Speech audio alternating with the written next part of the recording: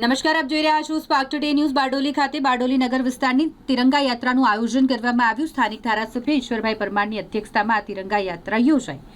સ્થાનિક ધારાસભ્ય અને પૂર્વ કેબિનેટ મંત્રી ઈશ્વર પરમારે યાત્રાનું પ્રસ્થાન કરાવ્યું, જે લીબડા ચોકથી સ્વરાજ આશ્રમ સુધી યોજાઈ હતી। તિરંગા યાત્રામાં શાળાના વિદ્યાર્થીઓ, સ્થાનિક આગેવાનો, બારડોલી નગર ભાજપના આગેવાનો અને કાર્યકરો મોટી સંખ્યામાં આ યાત્રામાં જોડાયા હતા।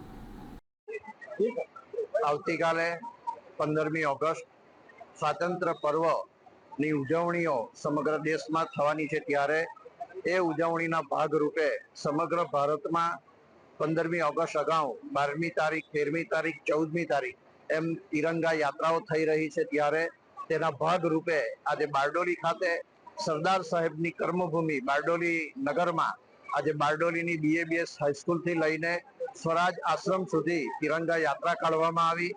આ યાત્રામાં અમારા પ્રાંત અધિકારી શ્રી, બારડોલી નગરપાલિકાના પ્રમુખ શ્રી, ઉપપ્રમુખ શ્રી, સામાજિક, રાજકીય, સહકારી આગેવાનો, શાળા પરિવારના વિદ્યાર્થી ભાઈ બહેનો અને ખૂબ મોટી સંખ્યામાં રાષ્ટ્રીય પ્રેમીઓ ઉપસ્થિત રહ્યા અને એમની ઉપસ્થિતિમાં આજે તિરંગા યાત્રાનું જે આયોજન કર્યું હતું BABS હાઈસ્કૂલથી, તે તિરંગા યાત્રા આજે અહીં સ્વરાજ આશ્રમ બારડોલી ખાતે પૂર્ણ થઈ છે।